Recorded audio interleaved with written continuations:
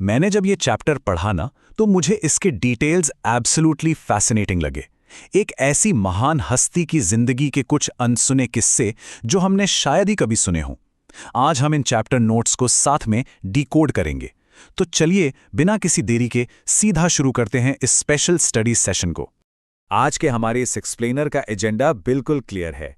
पहले the author and background, फिर father and childhood memories, उसके बाद म्यूजिकल जर्नी एंड टेक, फिर हम कवर करेंगे festivals and core values, important chapter vocabulary और finally chapter summary and message. एक भी डिटेल मिस नहीं होगी। ओके, तो बढ़ते हैं हमारे पहले सेक्शन की तरफ, द ऑथर एंड बैकग्राउंड। यह चैप्टर बेसिकली एक बहुत ही आइकॉनिक इंटरव्यू पे बेस्ड है जिसे राइटर यतेंद्र मिश्र जी ने लिया था। अब यतेंद्र जी के बारे में थोड़ा जान लेते हैं। इनका जन्म 1977 में यूपी के अयोध्या में हुआ था और इन्होंने अपनी मास्टर्स लखनऊ यूनिवर्सिटी से कंप्लीट की। फिर साल 2000 में इन्होंने रीतिकाल के कवि द्विजदेव की ग्रंथावली का को-एडिटिंग किया। इनकी कुछ मेजर पब्लिश्ड पोइट्री कलेक्शंस हैं जैसे यदाकदा, अयोध्या तथा अन्य कविताएं और ड्योढ़ी पर आलाप। इसके अलावा इन्होंने क्लासिकल सिंगर गिरिजा देवी पर एक बहुत ही बेहतरीन बुक लिखी जिसका नाम है गिरिजा। आजकल ये एक इंडिपेंडेंट राइटर और मैगजीन एडिटर के तौर पे काम कर रहे हैं। And this brings us to the core of our text. मेरी आवाज ही पहचान है। ये आइकॉनिक लाइन भारत रत्न लता मंगेशकर जी के लिए यूज होती है। ये पूरा चैप्टर बेसिकली यतीन्द्र मिश्र और लता जी के बीच का एक हार्ट टू हार्ट इंटरव्यू है। और एक माइंड ब्लोइंग फैक्ट पता है, लता जी ने सिर्फ 5 साल की छोटी सी उम्र में अपने पिता से म्यूजिक सीखना शुरू कर दिया था। Section 2, father and childhood memories. यहां कॉन्ट्रास्ट देखिए, बहुत ही मजेदार है। एक तरफ लता जी के पिता का आग्नेय यानी बिल्कुल आग जैसा स्ट्रिक्ट डिसिप्लिन था। वो बच्चों को डांटते नहीं थे, बस बहुत सीरियसनेस के साथ घूरते थे और उनका वो साइलेंस इतना टेरिफाइंग होता था कि बच्चे रोने लगते थे। पर दूसरी तरफ the moment he was not around, भाई बहन छुपकर फिल्मों की एक्टिंग करते थे। लता जी गद्दे तकिए की ऊंचाई पर बैठकर फिल्म संत तुकाराम का स्वर्ग जाने वाला सीन एक्ट करती थी और बाकी भाई बहन नीचे बैठकर रोने की एक्टिंग करते थे। Literally so relatable. उनके पिता पंडित दीनानाथ मंगेशकर जी का स्केड्यूल बहुत ही रिगरस था। उनकी ड्रामा कंपनी के प्लेज रात के 9 बजे से लेकर सुबह के 2-3 बजे तक चलते थे क्योंकि हर प्ले में 5 एक्ट्स होते थे। वो स्टेज पर लाउड माइक पर गाते थे और गाते गाते सीमलेसली एक राग से दूसरे राग में स्विच कर जाते थे। लेकिन इन सब के बीच जो सबसे बड़ी चीज उन्होंने सिखाई वो था ट्रू सेल्फ रिस्पेक्ट। उन्होंने कभी किसी के आगे हाथ नहीं फैलाया। और यहीं से आती हैं वो फाउंडेशनल वैल्यू, स्वाभिमान। स्वाभिमान मतलब सेल्फ रिस्पेक्ट और प्राइड के साथ जीना बिना किसी के आगे मदद के लिए हाथ फैलाए। ये बिल्कुल क्रूशियल पॉइंट है क्योंकि इस एक वैल्यू ने लता जी की पूरी जिंदगी और उनके करियर को गाइड किया। Moving on to section 3, musical journey and tech. उनके अर्ली डेज एक्चुअली बहुत चैलेंजिंग थे। शुरुआत में उन्होंने 6-7 फिल्मों में एक्टिंग भी की, बट ऑनेस्टली उन्हें मेकअप और एक्टिंग बिल्कुल पसंद नहीं था। फैमिली को सपोर्ट करने के लिए वो पूरा दिन 3 अलग अलग स्टूडियोज के चक्कर लगाती थी। इंटरव्यू में जब यतीन्द्र जी ने उनसे पूछा कि अगर 1949-50s के दौर में AR रहमान या जतिन ललित जैसे मॉडर्न कंपोजर्स होते तो क्या होता, इस पर लता जी हंस पड़ी और बोली कि ये बताना तो मुश्किल है, पर डेफिनेटली सब कुछ बहुत अलग होता। उन्होंने ये भी एडमिट किया कि पुराने दौर में लिमिटेड टेक के बावजूद पुराने कंपोजर्स ने एब्सोल्यूट मैजिक क्रिएट किया था। म्यूजिक की इस लिमिटलेसनेस को समझाने के लिए उन्होंने एक बहुत अच्छा एनेक्डोट शेयर किया। एक कॉन्सर्ट में उस्ताद अली अकबर खां और पंडित रविशंकर परफॉर्म कर रहे थे। उस्ताद जी इतने सुर में बजा रहे थे कि उनके सरोद का तार ही टूट गया।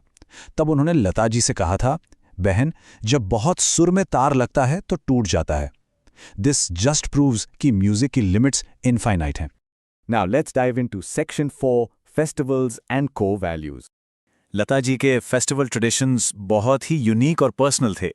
जैसे होली के टाइम पर उनके यहाँ गुड़वड़ होता था, जहाँ होलिका दहन की राख एक दूसरे पर फेंककर होली मनाई जाती थी। रंग पंचमी पर उनके पेरेंट्स बच्चों पर केसर का पानी छिड़कते थे। उनकी नवरात्रि और गुड़ी पड़वा दुर्गा पूजा के रूप में नहीं बल्कि राम जी के अयोध्या लौटने की खुशी में मनाई जाती थी। और दिवाली, वो तो सुबह 5 बजे नहाकर म्यूजिक कंपोजर्स को मिठाई देने निकल जाती थीं। एक बार तो इतनी सुबह उन्हें देखकर नौशाद साहब डर ही गए थे, और फिर उन्होंने प्यार से कहा था, तुम हमारी धुनों में मिठास घोलती हो। और उनकी डाउन टू अर्थ नेचर देखिए। वो रिकॉर्डिंग के टाइम पे कोरस में गाने वाली लड़कियों को बिल्कुल अपनी फैमिली की तरह मानती थीं। अगर स्टूडियो में चेयर्स कम पड़ जाएं तो लता जी बिना किसी प्रॉब्लम के उन्हीं लड़कियों के साथ जमीन पर बैठ जाती थीं। ये उनकी सिंप्लिसिटी को दिखाता है। राइट, अब आते हैं सेक्शन 5 पर, important chapter vocabulary. Exam prep के लिए इन डिफिकल्ट वर्ड्स को इंग्लिश में समझना बहुत जरूरी है। पहला वर्ड है अप्रतिम, जिसका मतलब है अनपैरेलल्ड या मैचलेस। दूसरा है आकंठ, meaning up to the throat या कंप्लीटली। फिर है समर्पित, जिसका मीनिंग है डेडिकेटेड। नेक्स्ट इज रागदारी, meaning way of singing a raga correctly. उसके बाद स्वाभिमान, जिसका मतलब है सेल्फ रिस्पेक्ट।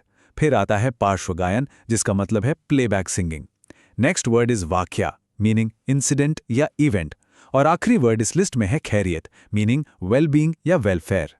कुछ और इंपॉर्टेंट वर्ड्स देखते हैं। वर्ड है फाग, basically a Holi song sung in Phalgun. Next is सोहर, which means an auspicious birth song. फिर है अलबत्ता, मीनिंग डाउटलेस या हाउएवर। अगला वर्ड अप्रत्याशित, जिसका मतलब है अनएक्सपेक्टेड। फिर है वाजिब, मीनिंग अप्रोप्रिएट या ड्यूटी। उसके बाद परहेज, जिसका मीनिंग है एब्स्टिनेंस या अवॉइडेंस। और लास्ट वर्ड है अतिरेक, जिसका मतलब है एक्सेस या अबंडेंस। प्लीज इन सभी वर्ड्स के स्पेलिंग्स जरूर ध्यान में रखिएगा। And that brings us to our final section, chapter summary and message. अब इस चैप्टर ऐसी भी बातें होती हैं कि एंड में हम इसकी समरी और इसके डीप मैसेज को डिकोड करते हैं।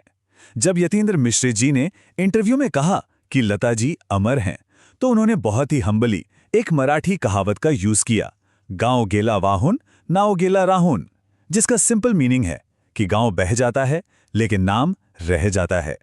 यानी हमारा शरीर तो नश्वर है, एक दिन चला जाएगा, लेकिन हमारा काम हमेशा जिंदा रहता है। उनके लिए सबसे बड़ी खुशी यही थी कि उन्होंने अपनी कला के जरिए अपने पिता का नाम आगे बढ़ाया। तो इस पूरे चैप्टर से हम क्या टेक अवे ले सकते हैं? पहली बात, success requires massive hard work, discipline और डेडिकेशन। टफ टाइम्स में अपना पेशेंस और कॉन्फिडेंस बनाए रखना जरूरी है। लता जी की लाइफ प्रूव करती है कि ट्रू आर्ट सिर्फ टेक्नोलॉजी से नहीं बनती, बल्कि जेन्युइन इमोशन और सोल से निकलती है। छोटी छोटी बातें और हमारे रिश्ते ही हमारी लाइफ को डीपली इंपैक्ट करते हैं। और नो मैटर कितनी भी मॉडर्न टेक आ जाए, सिंप्लिसिटी ही आर्ट की असली पहचान है। तो फाइनली इस एक्सप्लेनर को खत्म करने से पहले एक बहुत ही थॉट प्रोवोकिंग सवाल है। लता जी की जर्नी को डिटेल में समझने के बाद जीवन के सफर में स्वाभिमान और अनुशासन के सीख को कैसे अप्लाई किया जा सकता है, इस पर जरूर सोचिए। मुझे उम्मीद है कि ऐसी भी बातें होती हैं चैप्टर की ये समरी पूरी तरह क्लियर हो गई होगी। ऐसे ही अपने कॉन्सेप्ट्स क्लियर रखिए और सीखते रहिए। मिलते हैं अगले एक्सप्लेनर में।